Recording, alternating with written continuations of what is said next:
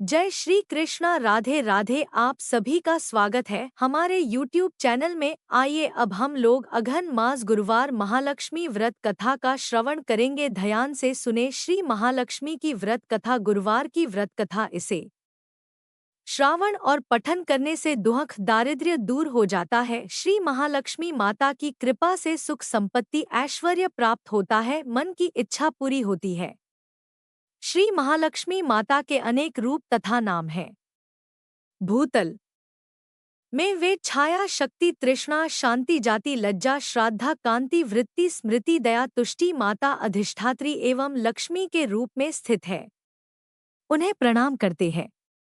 कैलाश पर्वत पर, पार्वती क्षीर सागर में, सिंधुकन्या स्वर्गलोक में, महालक्ष्मी भूलोक में, लक्ष्मी ब्रह्मलोक में, सावित्री ग्वालों में, राधिका वृंदावन में, रासेश्वरी चंदनवन में, चंद्रा चंपकवन में, गिरजा पद्मवन में, पद्मा मल्टीवन में, मालती कुंदनवन में, कुंददंती केतकी वन में, सुशीला कदम्बवन में, कदम्बमाला राजप्रसाद में, राजलक्ष्मी और घर घर में, गृहलक्ष्मी इन विभिन्न नामों से पहचानी जाती है। इस तरह सर्वथा चारों और सर्वभूत में सुपरिचित माता श्री महालक्ष्मी की यह कथा है। अब हम इसका श्रावण पठन करेंगे। भारतवर्ष के सौराष्ट्र देश में द्वापर युग की यह कहानी हुई है। सौराष्ट्र में उस समय भद्रश्रवा नाम के राजा थे। वे बड़े पराक्रमी राजा थे। 4 वेद, 6 शास्त्र, 18 पुराणों का उन्हें ज्ञान था। उनकी रानी का नाम सुरत चंद्रिका था। रानी दिखने में सुंदर और सुलक्षणा थी तथा पतिव्रता थी। उन दोनों को 7 पुत्र तथा उसके बाद एक कन्या का वरदान मिला था। कन्या का नाम श्याम बाला था। एक बार महालक्ष्मी जी के मन में आया कि जाकर उस राजा के राजप्रसाद में रहे।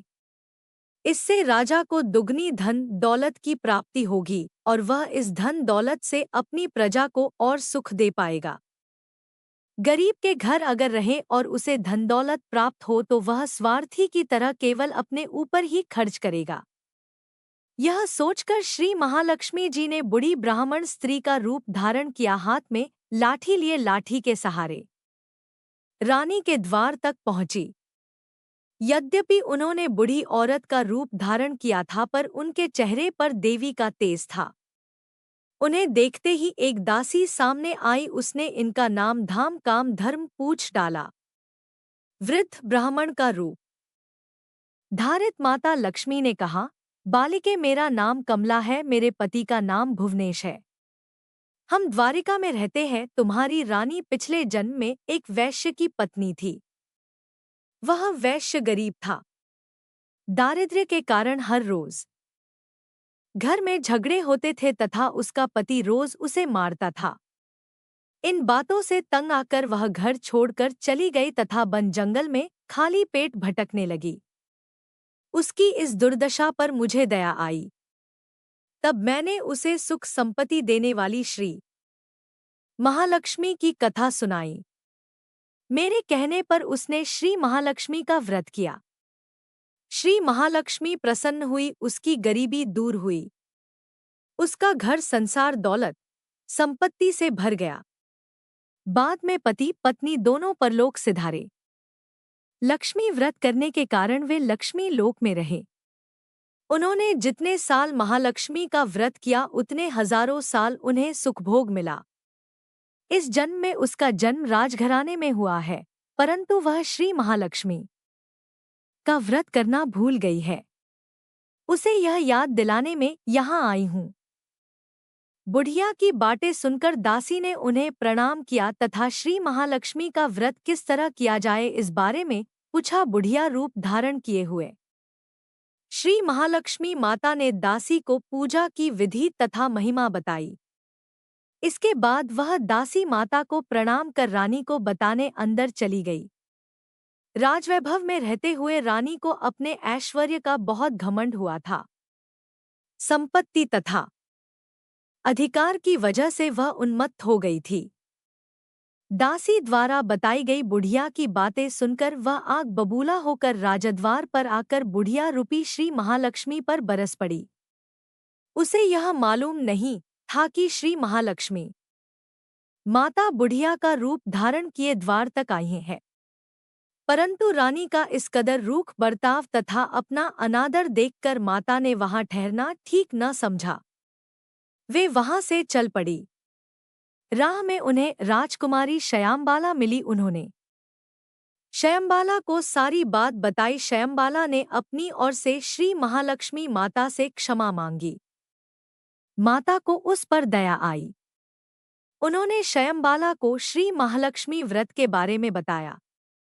उस दिन अघन मार्गशीर्ष माह का पहला गुरुवार था। शयांबाला ने परम श्रद्धा से श्री महालक्ष्मी का व्रत रखा। फलस्वरूप राजा सिद्धेश्वर के सुपुत्र मालाधर से उसका विवाह हुआ। वह धनदौलत ऐश्वर्य वैभव से मालामाल हो गई। पति के साथ ससुराल में आनंद से दिन बिताने लगी। इधर श्री महालक्ष्मी का रानी पर प्रकोप हुआ।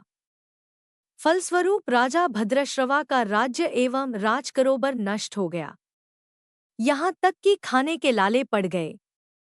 ऐसी हालात में एक दिन रानी ने राजा से निवेदन किया, हमारा दामाद इतना बड़ा राजा है, धनवान है, ऐश्वर्यशाली है, क्यों न उसके पास जाए, अपना हाल उसे बताए, वह जरूर हमारी मदद करेगा।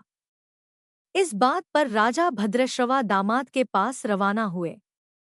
राज्य में पहुंचकर एक तालाब के किनारे थोड़ी देर विश्राम लेने के लिए ठहरे।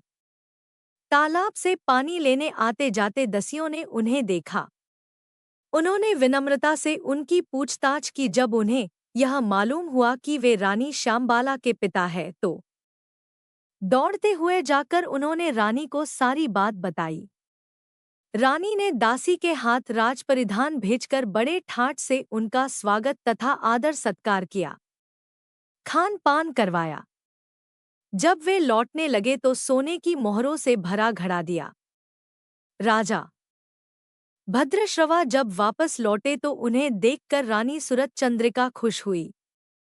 उन्होंने सोने की मोहरों से भरे घड़े का मुंह खोला, पर हाय भगवान, घड़े में धन के बदले कोयले मिले। यह सब श्री महालक्ष्मी के प्रकोप से हुआ। इस प्रकार दुर्दशा में और कई दिन बीत गए। इस बार रानी स्वयं अपनी कन्या के पास गई। वह दिन अघन माह का अंतिम गुरुवार था। श्यामबाल ने श्री महालक्ष्मी का व्रत किया, पूजा की, अपनी माता से भी व्रत करवाया। इसके बाद रानी अपने घर आई। श्री महालक्ष्मी का व्रत रखने पर उसे फिर से अपना राजपाट, धन दौलत, ऐश्वर्य प्राप्त हुआ।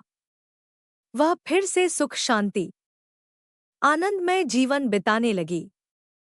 कुछ दिनों बाद राजकन्या श्यामबाला अपने पिता के घर आई। उसे अपने घर देखकर सूरत चंद्रिका को पुरानी बातें याद आई।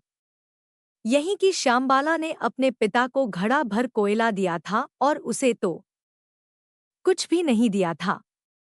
इसी कारण श्यामबाला को पिता के घर आने पर उसका कोई आदर आतिथ्य नहीं हुआ, बल्कि अनादर हुआ। पर उसने इस बात का बुरा नहीं माना। अपने घर लौटते समय उसने पिता के घर से थोड़ा नमक ले लिया। आपने घर लौटने पर उसके पति ने पूछ, अपने मायके से क्या लाई हो? इस पर उसने जवाब दिया, वहां का सार लाई हूं। पति ने पूछा, इसका मतलब क्या हुआ? श्यामबाला ने कहा, थोड़ा धीरज रखे, सब मालूम हो जाएगा। उस दिन श्यामबाला ने सारा भोजन नमक डाले बिना बनाया और परोसा। पति ने खाना चखा। सारा खाना नमक बिना था, इसलिए स्वाद न आया। फिर श्यामबाला ने थाली में नमक डाला, इससे सारा भोजन स्वादिष्ट लगने लगा। तब श्यामबाला ने पति से कहा, यही है वह मायके से लाया हुआ सारा। पति को उसकी बात सही लगी। फिर वह दोनों हंसी मजाक करते हुए भोजन करने लगे। कहा गया है कि इस तरह जो कोई श्रद्धा भाव से श्री महालक्ष्मी की पूजा करे, उसे माता की कृपा प्राप्त होती है, सुख संपत्ति शांति प्राप्त होती है, सभी मनोकामनाएं पूरी होती है। परंतु यह सब प्राप्त होने पर माता की पूजा को भूलना नहीं चाहिए। हर गुरुवार को व्रत पाठ अवश्य करना चाहिए। इस तरह श्री महालक्ष्मी की महिमा भक्तों की मनोकामना पूरी करती है। इस प्रकार श्री महालक्ष्मी की गुरुवार की कथा संपूर्ण होती है। आइए अब सुनिए श्री महालक्ष्म्यष्टकम। नमस्तेस्तु महामाये श्रीपीठे सुरपूजिते शंखचक्रगदाहस्ते महालक्ष्मी नमोस्तुते। नमस्ते गरुडारूढ़े कोलासुर भयंकरी सर्वपापहरे देवी महालक्ष्मी नमोस्तुते। सर्वज्ञ सर्ववरदे सर्वदुष्ट भयंकरी सर्वदुःखहरे देवी महालक्ष्मी नमोस्तुते। सिद्धिबुद्धिप्रदे भुक्ति मुक्तिप्रदायिनी मंत्रमूर्ते सदा देवी महालक्ष्मी नमोस्तुते। आद्यंतर्हिते आद्यशक्तिमहेश्वरी योगजे योग संभूते महालक्ष्मी नमोस्तुते। स्थूल सूक्ष्ममहारौद्रे महाशक्तिमहोद्रे महापापहरे महाशक्तिमहोद्रे देवी महालक्ष्मी नमोस्तुते। पद्मासनस्थिते देवी परब्रह्मस्वरूपिणी परमेशी जगन्मातर महालक्ष्मी महालक्ष्मी नमोस्तुते। श्वेतांबरधरे देवी नानालंकार भूषिते जगत्स्थिते जगन्मातर महालक्ष्मी महालक्ष्मी नमोस्तुते। महालक्ष्म्यष्टकण स्तोत्र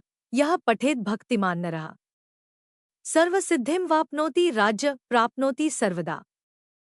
एककाले पठेन्नित्यं महापाप विनाशन द्विकालन यह पठेन्नित्यं धनधान्यसमन्वितः। त्रिकाल यह पठेन्नित्यं महाशत्रु विनाशन महालक्ष्मीर्भवेन्नित्यं प्रसन्ना वरदा शुभा इति श्रीमहालक्ष्मी स्तोत्र समाप्त। अब हम लोग सुनेंगे श्री लक्ष्मी जी की आरती। दोहा मातु लक्ष्मी करी कृपा करो हृदय में वास मनोकामना सिद्ध कर पुरवहु मेरी आस सिंधु सुता विष्णु प्रिय नत शिर बारंबार रिद्धि सिद्धि मंगलप्रदे नत शिर बारंबार सोरठा यही मोर अरदास हाथ जोड़ विनती करूं सब विधि करो सुवास जय जननी जगदम्बिका चौपाई सिंधु सुता मैं सुमिरो तोही ज्ञान बुद्धि विद्या दो मोही तुम समान नहीं कोई उपकारी सब विधि पुरबहु आस हमारी जय जय जगत जननी जगदम्बा सबके तुम ही हो स्वलंबा तुम ही हो घट घट के वासी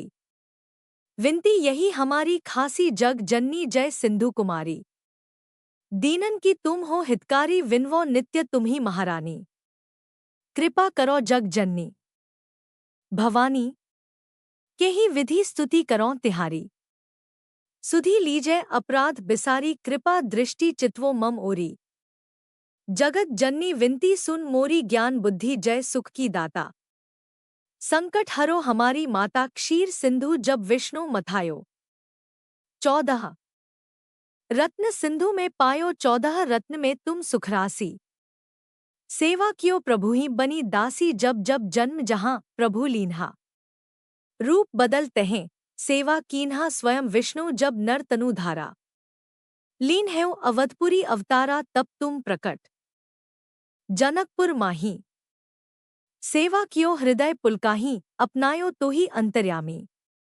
विश्व विदित त्रिभुवन की स्वामी तुम सब प्रबल शक्ति नहीं आनी कहे तक महिमा कहो बखानी मन क्रम वचन करे सेवकाई मन इच्छित वांछित फल पाई तजी छल कपट और चतुराई पूछही विविध भांति मन लाई और हाल मैं कहूं बुझाई जो यह पाठ करे मन लाई ताको कोई कष्ट न होई मन इच्छित फल पावै फल सोई त्राही त्राही जय दुहख निवारिणी त्रिविध ताप भव बंधन हारिणी जो यह चालीसा पढ़े और पढ़ावे इसे ध्यान लगाकर सुने सुनावे ताको कोई न रोग सतावे पुत्र आदि धन संपत्ति पावे पुत्रहीन और संपत्तिहीना अंधा बधिर कोढ़ी अति दीना विप्र बोलाए के पाठ करावे शंका दिल में कभी न लावे पाठ करावे दिन चालीसा ता पर कृपा करें गौरीसा सुख संपत्ति बहुत सी पावे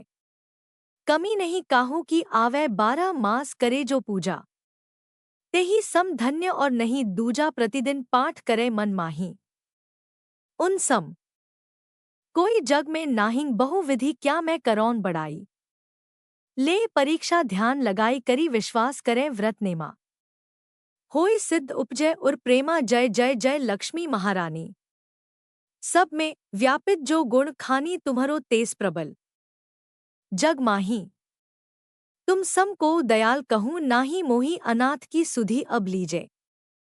संकट काटी भक्ति मोही दीजे भूल चूक करी क्षमा हमारी। दर्शन दीजे दशा निहारी बिन दर्शन व्याकुल अधिकारी। तुम्ही अक्षत दुख सहते भारी। नहीं मोहिं ज्ञान बुद्धि है तन में। सब जानत हो अपने मन में रूप चतुर्भुज करके धारण। कष्ट मोर अब करहूँ निवारण कही प्रकार मैं करौन बढ़ाई। ज्ञान बुद्धि मोहिंग नहीं अधिकाई रामदास अब कहाई पुकारी। करो दूर तुम विपत्ति हमारी दोहा त्राही त्राही दोहक हारिणी हरो बेगी सब त्रास। जयति जयति जय लक्ष्मी करो शत्रुन का नाश रामदास धरी ध्यान नित विनय करत कर जोर। मातु लक्ष्मी दास पर करहु दया की कोर।